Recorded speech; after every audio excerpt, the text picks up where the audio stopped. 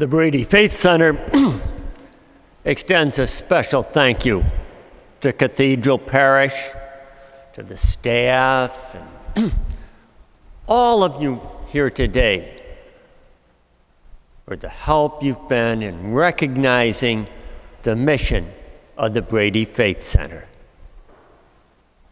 In your recognition, your hospitality just reinforces the message that we've been saying and trying to live out for so many years.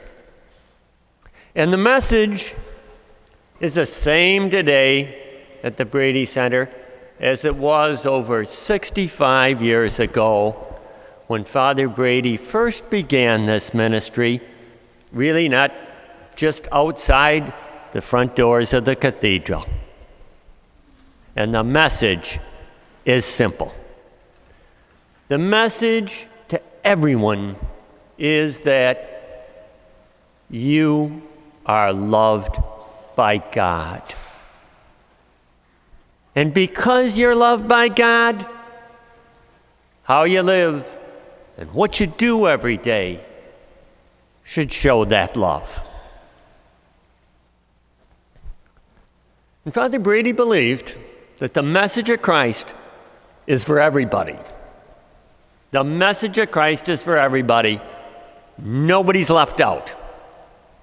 Nobody's left out because of who you are, where you live, the color of your skin. At the Brady Center,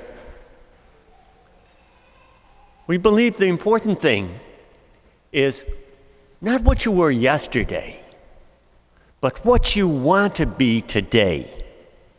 What are you trying to be? And that's the message that we try and carry to everyone. We also say thank you to over 20 other parishes who also share their staff and their volunteers and teachers who often visit us at the Brady Center and help us in our mission. Our thanks goes to them, and some of those folks are here with us today. And for those that aren't quite familiar with the Brady Faith Center and who we are and what we try and do, just a few words. The Brady Faith Center is a small building not far from here, about a 15-minute walk. And there, in addition to celebrating Mass on Sunday, we have 16 other ministries. 16 things. You already met the King Dancers, huh?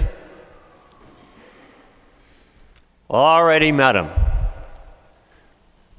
But we also have religious education for the young people. And we have men's Bible study and women's Bible study during the week, and so many other ministries. One of them being a bicycle group. Today, it seems that about 3 days a week, 3 mornings a week, maybe 15 people will gather at the Brady Center and go out riding bicycles for exercise and companionship, and then they come back and share coffee and conversations. And after 10 rides, the bike is yours.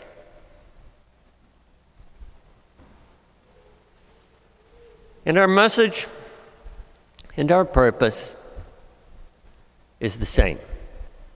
Our message is most important when we take it to the street. We take it to the neighborhood. We walk on the streets and share the love of Christ. Tell people about the Brady Center and listen to their stories. And that is really the heart of what we do. It's a ministry that goes to the folk in the neighborhood. But as good as all these facts and figures might be, a Sunday just 2 weeks ago really reminded me about the lesson of the Brady Faith Center and its ministry. And our ministry is so much more than just a ministry to the young people. But even more so, I think it's a ministry to the parents, to the adults. Because that Sunday, down at the center, the young people had just started their first of the year religious ed class before our Mass. And there were about 15 of them there. And they were doing well. And oftentimes on a Sunday, a confirmation class. Volunteers from any one of 4 parishes joins us and shares in that lesson. And the youngsters, they love that attention that's given to them by the teenagers that come for that religious ed class and stay for Mass. So far this year, 20 of our young people have been baptized, and another 7 are now preparing to receive First Communion. So to sum it up, I'd say the young people, they're doing well. But during the Mass, and this is what reminded me why this message is so important for adults and all of us. During the Mass at the prayers of the faithful, one young mother who has been a part of Brady Faith Center since she was a child, she prayed for all single mothers. She prayed for all single mothers and said, I know what a struggle it is. I know what a struggle it is to raise a family alone. Another woman prayed for a friend sitting next to her, again, a mother with several young children.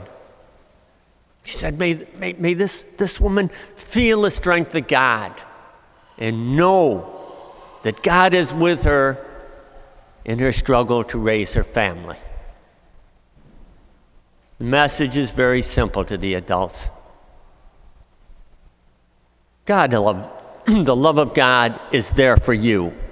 And God is not going to abandon you and stop caring about you no matter what is going on. The love of God is there for you. And God will never abandon you. But you know, I think so often we are the ones that are learning. We come with a message, but we're the ones really doing the learning. And of course, remembering Christ's message, it was always a message of love, a message of forgiveness. Forgive one another as the Lord forgives you. God has forgiven each one of us, and now we're just called to forgive each other and move on. And one young man has taught us this lesson well. Zakim has been with the Brady Center since he was a youngster. And he'd be a part of our programs just like the young people that are there today. And in high school, he'd still stop by. He'd go by and he'd always say hello. Well, now as a young man, about 8 months ago, Zakim was shot. Zakim was shot not once, but twice in the abdomen. What happened is just a blur. It's a mystery. He was just going to the grocery store early in the evening, and something happened. and Zacchaeus was left paralyzed. For most of these 8 months, he's not been able to walk. Well, right after the shooting, some folks came to Zacchaeus and said, Zacchaeus, we're going to not let this go by. Nobody comes here and shoots you without us taking revenge. We're going to get somebody for doing that to you. And Zacchaeus' message is a lesson to us. He quite simply said, no. No. No revenge. Let it go. I'm trying to move on. I graduated from high school. I'm going up to Onondaga Community College. Forgive. Let it go. I must move on. And Zacchaeus is here today. So he hasn't been able even to stand and walk, but Zacchaeus is now walking a little bit. So Zacchaeus, would you stand up if you would, please? And let's give a round of applause to Zacchaeus Rutledge.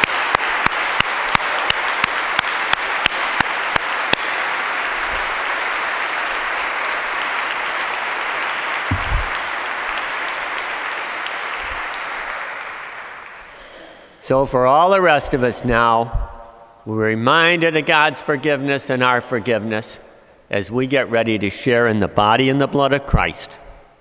Let's especially ask our God for the grace and the strength to forgive one another, even when that forgiveness is very, very hard to do.